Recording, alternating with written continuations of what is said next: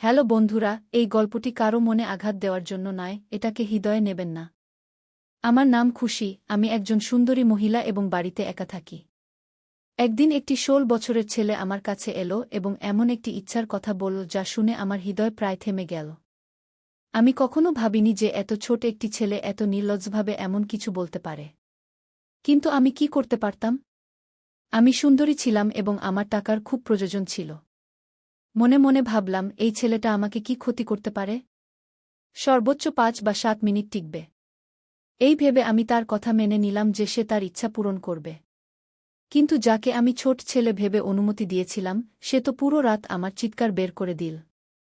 আমার বয়স ছিল ৩২ বছর, কিন্তু দেখতে আমি আমার বয়সের চেয়ে অনেক ছোট লাগতাম।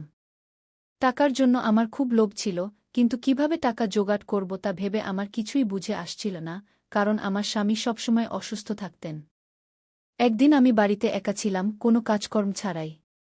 তখন সেই ১৬ বছরের ছেলেটা আমাদের বাড়িতে এলো।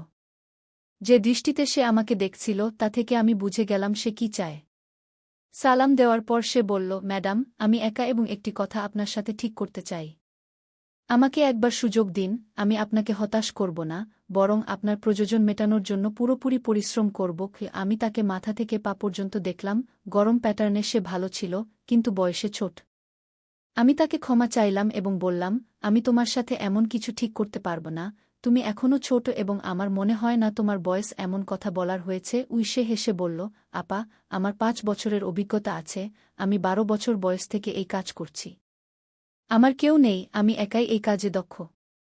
আমাকে বিশ্বাস করুন, আপনি আফসোস করবেন না, বরং এই সিদ্ধান্তে আপনি খুশি হবেন। এখন আমি সত্যিই অবাক হলাম, এই ছেলেটা একা কিভাবে এসব বলছে। আমি তাকে জিজ্ঞাসা করলাম, তোমার মা-বাবা কোথায়? সে বলল, আমি একা, আমার মা-বাবা বেঁচে নেই। আগে এখানে সেখানে ঘুরে ঠোকর খেয়েছি, তারপর এই কাজ শুরু করেছি এবং কাজ করতে করতে এখন আমি এটাকে বাড়াতে চাই, তাই আপনার কাছে এসেছি। যদি আপনি আমার সাথে থাকেন, তবে আমি আপনার অনেক কাজে লাগব। তার শেষ কথা শুনে আমি চমকে গেলাম, সত্যিই আমার এমন একটি ছেলের প্রয়োজন ছিল যে বাড়ির উপরের কাজ করে দেবে। সে নিজে থেকে আমাকে এই প্রস্তাব দিচ্ছিল এবং আমি ভাবলাম, যদি আমি তার সাথে কথা ঠিক করে নিই, তবে প্রতি মাসে কিছু টাকা পাব, যা আমার জীবন সহজ করে দেবে। কিন্তু এও ভাবলাম, যদি সে ঠিকমতো টাকা দিতে না পারে, তবে আমার সমস্যা হবে। যাই হোক, সে তো ১৬ বছরের ছেলে ছিল, আমি সহজেই তাকে আমার কথা মানতে রাজি করাব। তাই নিজের লাভের কথা ভেবে আমি কথা পাকাপাকি করে দিলাম, কারণ আমিও তো একা ছিলাম। আমি বাড়ির সাথে দোকানও তাকে ভাড়া দিয়ে দিলাম। তার নাম ছিল প্রেম এবং সে বলল, খুশি, আমি দোকানেই থাকতে চাই, কারণ আমার কেউ নেই।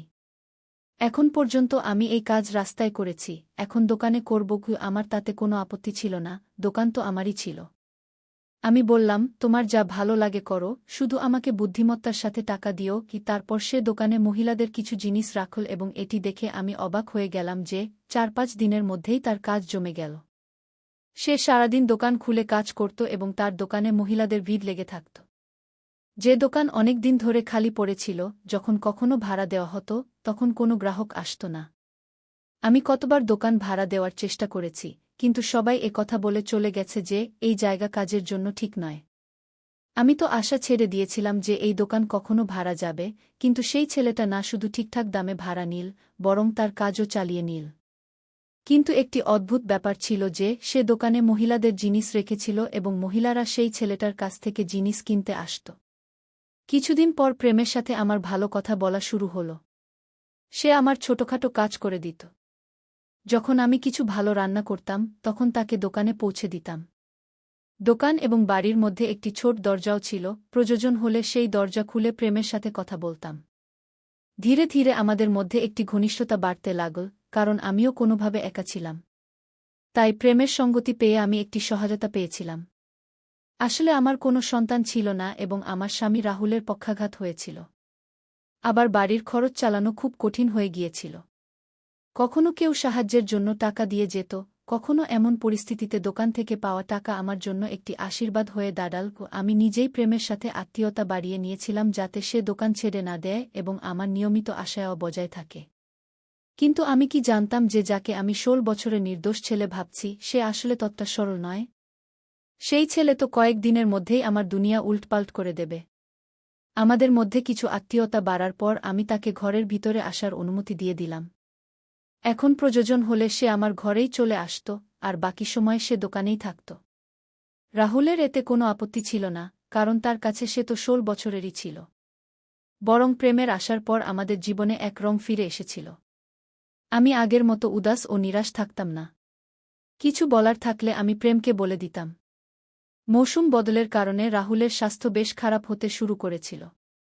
আমার কাছে তাকে হাসপাতালে নিয়ে যাওয়ার মতো টাকাও ছিল না। একদিন হঠাৎ আমার চোখে পানি চলে এল। প্রেম আমাকে দেখে জিজ্ঞেস করল, খুশি, কি হয়েছে? আপনি কাঁদছেন কেন? আমি তাকে বললাম যে রাহুলকে হাসপাতালে নিয়ে যেতে হবে, কিন্তু আমার কাছে টাকা নেই। আমি এই জীবন থেকে ক্লান্ত হয়ে পড়েছি। একাই সব সমস্যার মুখোমুখি হতে হয়। রাহুল আমার সাহায্য ছাড়া বিছানা থেকে উঠতেও পারে না। যদি আমার একটি সন্তান থাকত, তাহলে হয়তো আমার জীবন একটু সহজ হতো। দুর্বল মুহূর্তে আমি প্রেমের সামনে আমার মনের কথা বলে ফেললাম। আমার কথা শুনে প্রেম হেসে বলল, তাহলে খুশি, একটি সন্তান নিয়ে নিন। এতে সমস্যা কি? তার কথায় আমি লজ্জায় পড়ে গেলাম।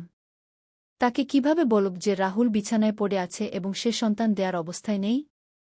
বিয়ের প্রথম দিকে রাহুল চায়নি যে আমরা সন্তানের ঝামেলায় পড়ি, আর যখন আমাদের সন্তানের প্রয়োজন অনুভব করলাম, তখন রাহুল সেই ক্ষমতাই রাখত না। হঠাৎ পক্ষাঘাতের পর সে আর কিছু করার অবস্থায় ছিল না। প্রেমের বিয়ে ধীরে ধীরে মজবুরির বিয়েতে পরিণত হয়েছিল, আর এখন আমি মজবুর হয়েই রাহুলের সাথে আছি, কারণ আমার কাছে অন্য কোনো বিকল্প ছিল না। প্রেম সম্ভবত আমার মুখের ভাব পড়ে ফেলেছিল। সে বলল, আপনাকে চিন্তা করার দরকার নেই। আমি তো আপনার সাথে আছি। দেখুন, শীঘ্রই আপনার সব সমস্যা দূর হয়ে যাবে। তার কথায় আমি হেসে ফেললাম। সে একাই এত সাহসী ছিল যে সব চ্যালেঞ্জের মুখোমুখি হয়ে যেত, আর আমি এত বয়স হওয়া সত্ত্বেও সাহস জোগাড় করতে পারিনি। প্রেম 8 বছর বয়সে তার বাবা-মাকে হারিয়েছিল, তবুও সে জীবনের মেলায় হারায়নি, শুধু নিজের জীবনের পথেই চলেছিল। রাহুলেরও অনেক সেবা করতে শুরু করল। যখন আমি কোনো কাজে বাইরে যেতাম, প্রেম আমার স্বামীর যত্ন নিত। সে তার পাশে বসে থাকত। তাদের মধ্যে কি কথা হতো আমি জানতাম না, কিন্তু যখন আমাকে দেখত, প্রেম চুপ হয়ে যেত। প্রেম আমাকে প্রতিশ্রুতি দিয়েছিল যে সে আমার সব ইচ্ছা পূরণ করবে, আর তার এই কথায় আমি হেসে ফেললাম। আমি একটি সন্তান চেয়েছিলাম, আমার জীবনের সন্তানের অভাব পূরণ করতে চেয়েছিলাম, কিন্তু প্রেম তা কিভাবে পূরণ করবে? তার খুশির জন্য আমি মুখে হাসি রাখতাম। এর কয়েকদিন পর আমি নিজের ভিতরে একটি পরিবর্তন অনুভব করতে শুরু করলাম।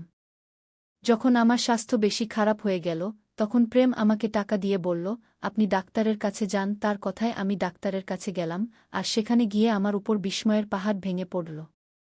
আমি জানতে পারলাম যে আমি গর্ভবতী। এটা কিভাবে সম্ভব? রাহুলের তো সেই ক্ষমতা ছিল না যে সে বাবা হতে পারে, তাহলে আমি কিভাবে গর্ভবতী হলাম? হাত কাঁপতে কাঁপতে রিপোর্ট নিয়ে বাড়ি ফিরলাম। বাড়ি গিয়ে রাহুলকে বললাম, আর সে হেসে বলল, সম্ভবত আমি এখন সেই ক্ষমতা ফিরে পেয়েছি যে আমি একটি সন্তানের বাবা হতে পারি। ঈশ্বর যদি আমাদের এই সুখবর দিয়ে থাকেন, তাহলে এটা হেসে গ্রহণ করুন। রাহুলের কথায় আমি হতবাক হয়ে গেলাম। আমি কি সত্যিই রাহুলের সন্তানের মা হতে যাচ্ছি?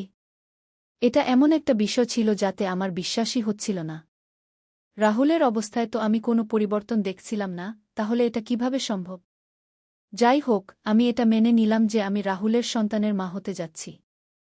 এখন থেকে আমি নিজের যত্ন নেওয়া শুরু করলাম। এটা জানতে পেরে প্রেমও খুব খুশি হল যেন তার বাড়িতে সন্তান আসছে। সে দোকান থেকে ফ্রি হয়ে আমার বাড়িতে আসতে শুরু করল। সে রাহুলকে গোসল করানোর দায়িত্বও নিজের কাঁধে নিয়ে নিল। রাহুলের সেবায় সে বেশি সময় দিতে লাগল। আগেও সে রাহুলের পাশে এসে অনেকক্ষণ বসে থাকত, তখন আমার মনে হতো প্রেমের আশায় আমার জীবন বদলে গেছে। এখন সে আমার জন্য কখনো ফল আনে, কখনো জুস। তার দোকান ঠিকঠাক চলছিল। এইভাবে দিন কেটে গেল। তারপর পুরো 9 মাস পর আমি একটি সুন্দর শিশুর জন্ম দিলাম, যে আমার মতো নয়, রাহুলের মতো নয়। আশ্চর্যের বিষয় হল, সে দেখতে ঠিক ভালোবাসার মতোই। আমি কখনো আমার সন্তানের মুখের দিকে তাকাই, কখনো ভালোবাসার দিকে। তারপর ভালোবাসা নিজেই হেসে এমন কিছু বলল যে আমি হতবাক হয়ে গেলাম। সে বলল, আপনি তো দিনরাত আমাকে দেখেন, তাই আপনার সন্তানও আমার মতো দেখতে পায়। সে বলল, গর্ভাবস্থায় মা যাকে বেশি দেখে, সন্তান তার মতোই হয়। তার কথায় আমি শুধু হতবাকই হইনি, লজ্জাও পেয়েছিলাম। এত অল্প বয়সে তার এসব বিষয়েও জানা আছে। আমার কোলে সন্তান চলে এলো, আমার আনন্দের সীমা ছিল না। সন্তান নিয়ে বাড়ি ফিরলাম, যেন আমার জীবনে আবার বসন্ত ফিরে এলো। কিন্তু এখন খরচ আগের চেয়েও বেড়ে গেছে। বুঝতে পারছিলাম না এই খরচ কিভাবে চালাব। তখন ভালোবাসা আমাকে সন্তানের খরচের জন্য টাকা দিতে শুরু করল। আমার এবং আমার সন্তানের পুরো দায়িত্ব সে নিয়ে নিল। শুধু আমার এবং আমার সন্তানের নয়, রাহুলের জন্যও সে কখনো আউটসাইডার হয়ে থাকেনি। আমি তাকে ছোট ভাইয়ের মতো ভালোবাসতে শুরু করেছিলাম, কারণ তার জন্যই আমাদের দিন ভালো হয়ে গিয়েছিল। তারপর আমার সন্তান 6 মাসের হল এবং আমি জানতে পারলাম যে আমি আবার গর্ভবতী। আমি আবার হতবাক হয়ে গেলাম। এত তাড়াতাড়ি আমি কিভাবে দ্বিতীয়বার গর্ভবতী হলাম? আমার বিয়ে প্রায় 10 বছর হয়ে গেছে, কিন্তু এতদিনে আমি একবারও গর্ভবতী হইনি। আমি ভয় পাচ্ছিলাম যে এত তাড়াতাড়ি দ্বিতীয় সন্তানের দায়িত্ব আমি কিভাবে নেব। আমার প্রথম সন্তান তো এখনও ছোট, তার উপর রাহুলের দায়িত্ব আলাদা। এই চিন্তায় আমি ডুবে গেলাম। তখন রাহুল আমাকে বোঝাল, যখন ঈশ্বরের কাছ থেকে আবার আশীর্বাদ আসছে, তখন তা ফিরিয়ে দিও না। যেমন প্রথম সন্তান আমাদের কাছে এসেছে, তেমনি দ্বিতীয়টিও আসবে। আমি মাথা নিচু করে রাহুলকে বললাম, আমাদের দায়িত্ব তো ভালোবাসার কাঁধে। এখন যদি এই সন্তান আসে, তাহলে তার খরচও ভালোবাসার কাঁধে পড়বে। তারপর আমার দ্বিতীয় সন্তানও এই পৃথিবীতে এলো। 2 সন্তানের মধ্যে আমি এত ব্যস্ত হয়ে গেলাম যে রাহুলের দিকে খেয়াল রাখার সময় পাচ্ছিলাম না। রাহুলকে তো ভালোবাসা পুরোপুরি সামলে নিয়েছিল। সময় দ্রুত বয়ে যাচ্ছিল। এখন আমার এবং ভালোবাসার বন্ধুত্ব এত গভীর হয়ে গিয়েছিল যে আমরা একে অপরের সাথে মনের সব কথা শেয়ার করতে পারতাম।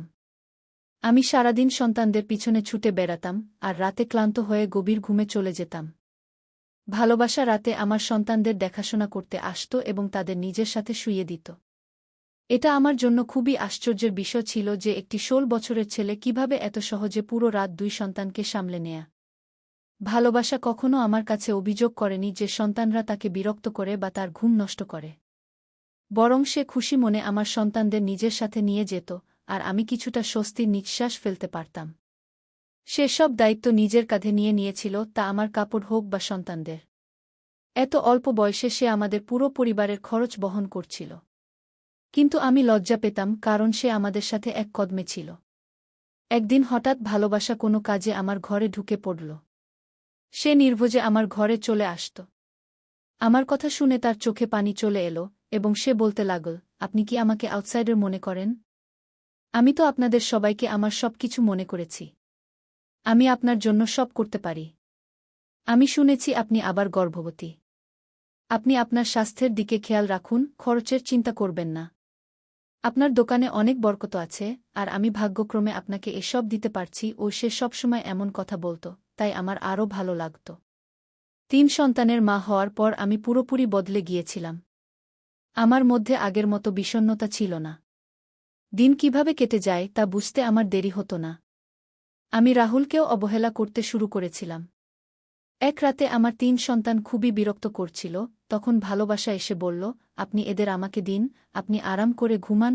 আমি খুশি মনে সন্তানদের ভালোবাসার হাতে দিয়ে দিলাম। সে সবসময়ের মতো আমার জন্য দুধ নিয়ে এলো এবং আমার দিকে দুধের গ্লাস বাড়িয়ে বলল, আপনার খেয়াল রাখুন। আমি গ্লাস হাতে নিয়ে ভালোবাসাকে ধন্যবাদ জানালাম। সে সন্তানদের নিয়ে চলে গেল। কিন্তু হঠাৎ আমার হাত থেকে দুধের গ্লাস পড়ে গেল। আমার কাজ আবার বেড়ে গেল। বাড়ি পরিষ্কার করতে লাগলাম, তারপর বিছানায় শুয়ে পড়লাম। কিছুক্ষণ পর আমার মনে হলো যেন ঘরে কেউ আছে। আমার শ্বাস আটকে আসতে লাগল, মনে হচ্ছিল যেন কোনো চোর ঢুকে পড়েছে। তারপর আমি আমার বিছানার পাশে কারো উপস্থিতি অনুভব করলাম। কেউ আমার শরীরের সাথে খেলতে চাইছিল। আমি উঠে বসলাম এবং চিৎকার করে উঠলাম। আমার চিৎকারে রাহুলের ঘুম ভেঙে গেল। আমি তাড়াতাড়ি ঘরের বাল্ব জ্বালালাম। যা দেখলাম তাতে আমার ঘর একেবারে অগোছালো হয়ে গিয়েছিল। আমাদের পাড়ার একটি লোক আমার উপর ঝুঁকেছিল। তাকে দেখে আমি স্তব্ধ হয়ে গেলাম। প্রথমে সে লজ্জা পেল, তারপর বলতে লাগল, খুশিজি, আমি কিছু আপনার স্বামী নিজেই আমাকে অনুমতি দিয়েছিলেন যে আমি প্রতিরাতে আপনার সাথে ঘুমাব। আমি ঘুমাতাম এবং সে টাকা নিত, তারপর সে টাকা আপনাদের উপর খরচ করত। আসলে ঘরের অবস্থার কারণে রাহুল খুব চিন্তিত ছিলেন। তিনি কোনোভাবে এই সমস্যা থেকে মুক্তি পেতে চাইছিলেন। তখন তিনি নিজেই আমাকে এই অনুমতি দিয়েছিলেন। রাতে আপনার বাড়িতে আমি থাকতাম। আমার চিৎকার শুনে প্রেম দৌড়ে এলো। তাকে দেখে সেই লোক বলল, প্রেম, তুমি তো বলেছিলে যে সে রাগ করবে না, আমি সহজেই আমার ইচ্ছা পূরণ করতে পারব। কিন্তু সে তো জেগে আছে। সেই লোকের কথা শুনে আমার পায়ের নিচের মাটি সরে গেল। প্রেম আতঙ্কিত হয়ে আমার দিকে তাকাল। আমি বুঝতে পারছিলাম না যে কি হচ্ছে। প্রথমে আমি সেই লোককে গালি দিতে শুরু করলাম। আমি ঘৃণার সাথে প্রেমের দিকে তাকিয়ে জানতে চাইলাম, এটা কি? তখন প্রেম বলল, আপনার স্বামীর কাছে এত টাকা ছিল না যে তিনি এই পরিবারের খরচ চালাতে পারেন, তাই তিনি আমাকে বাধ্য করেছিলেন যে আমি আপনাকে কারো সাথে ঘুমাতে বিক্রি করি। যখন কোনো গ্রাহক আসত, আমি আপনার বাচ্চাদের নিয়ে যেতাম এবং আপনাকে দুধে ঘুমের ওষুধ মিশিয়ে দিতাম। আপনি ঘুমিয়ে পড়তেন, গ্রাহক আপনাকে ব্যবহার করে চলে যেত। এই 3টি বাচ্চাও কোনো না কোনো গ্রাহকের, কারণ রাহুল পিতা হওয়ার ক্ষমতা রাখেন না। আমি আপনার সাথে কোনো ভুল বুঝাবুঝি করিনি, আপনার স্বামী যা বলেছিলেন আমি তাই করেছি। তার ইচ্ছায় আমি আপনাকে বিক্রি করেছি। এটি শুনে আমার শরীর কাঁপতে শুরু করল। আমি আশ্চর্য হয়ে রাহুলের দিকে তাকালাম। সে তার চোখ নামিয়ে নিল, তারপর নিজেই বলতে লাগল, আমার অসুস্থতার কারণে ঘরের অবস্থা খারাপ হয়ে গিয়েছিল। আমি আপনাকে সন্তানও দিতে পারিনি। খাবারের জন্য হাহাকার পড়ে গিয়েছিল। এসব দেখে আমার হৃদয় জ্বলত, কিন্তু আমি কিছু করতে পারতাম না। তাই যখন আমি বুঝলাম যে প্রেম কি কাজ করে, আমি নিজেই তাকে বলেছিলাম যে প্রতিরাতে আপনাকে কারো না কারো কাছে বিক্রি করবে। আমি নিজে ঘুমের ওষুধ খেয়ে ঘুমাতাম, তাই আমার কিছু জানা হতো না। প্রেম কোনো গ্রাহক আনত, তারপর সকাল হওয়ার আগে গ্রাহক চলে যেত। বাচ্চা হলে আপনি খুশিতে ভরে যেতেন এবং আমাদের ঘরের অবস্থা বদলে যেত। আমি এটাই চেয়েছিলাম। রাহুলের কথা শুনে আমি মাথা চেপে ধরলাম। বিশ্বাস হচ্ছিল না যে আমার স্বামী আমার উপর এত বড় অত্যাচার করেছে। ঘরের অবস্থা ঠিক করতে এবং আমার গর্ভে বাচ্চা ভরার জন্য প্রেমের সাথে মিলে সে আমার শরীরের ব্যবসা করেছে। আমি ফুপিয়ে কাঁদতে লাগলাম। কিছুটা সংযত হয়ে প্রেমের সামনে হাত জোড় করে বললাম, আমাদের জীবন থেকে চলে যাও। তোমার আসার আগে আমরা হয়তো ক্ষুধার্ত থাকতাম, কিন্তু আমার স্বামী কখনো আমার শরীরের ব্যবসা করেনি। তার মনে এমন কোনো ভাবনাও আসেনি। আমি প্রেমকে সাথে সাথে দোকান খালি করতে বললাম এবং তার কোল থেকে আমার বাচ্চাদের ছিনিয়ে নিলাম। আমার 3টি ছোট বাচ্চা আমার সামনে ছিল, যাদের বাবার কোনো ঠিকানা আমি জানতাম না। আমি নিজের উপর আফসোস করছিলাম। আমি কত বোকা ছিলাম যে বুঝতে পারিনি এই বাচ্চারা আমার স্বামীর নয়। আমি সেই 2 পুরুষের হাতে বোকা হয়েছি। আমার জন্য শুধু প্রেমই নয়, রাহুলও দোষী ছিল। কিন্তু আমি কি করতাম? আমি রাহুলের সাথে বিবাহের বন্ধনে আবদ্ধ ছিলাম এবং তার অবস্থা এমন ছিল না যে আমি তাকে ছেড়ে চলে যেতে পারি। তাই বাধ্য হয়ে তার সাথে দিন কাটাতে লাগলাম। প্রেম দোকান ছেড়ে চলে গেল। আমি সেই দোকানে জমা কিছু টাকা দিয়ে মেয়েদের জিনিস রাখলাম এবং আমার নিজের দোকান চালাতে লাগলাম। গ্রাহকরা আগে থেকেই তৈরি ছিল, তাই আমার দোকান চলতে লাগল এবং ঘরের খরচ চলতে লাগল। আমি আমার বাচ্চাদের জড়িয়ে ধরলাম। এরা আমার বাচ্চা, তাদের বাবার সম্পর্কে আমি জানি না, কিন্তু আমি এদের আমার গর্ভ থেকে জন্ম দিয়েছি, তাই এদের জন্য আমার হৃদয়ে ভালোবাসা কমেনি। আপনি বলুন, আমার সাথে যা হয়েছে তা কি ঠিক ছিল? আমার স্বামীর কি এমন কাজ করা উচিত ছিল? ঘরের অবস্থা ঠিক করতে কি কোনো পুরুষ তার স্ত্রীর শরীরের ব্যবসা করতে পারে? আমাকে কি আমার বাচ্চাদের ছেড়ে দিতে হবে? আজকাল কি কোনো ছোট বাচ্চা বা যুবকের উপর বিশ্বাস করা যায়? আপনার মতামত কমেন্টে জানান। ভিডিও দেখার জন্য ধন্যবাদ।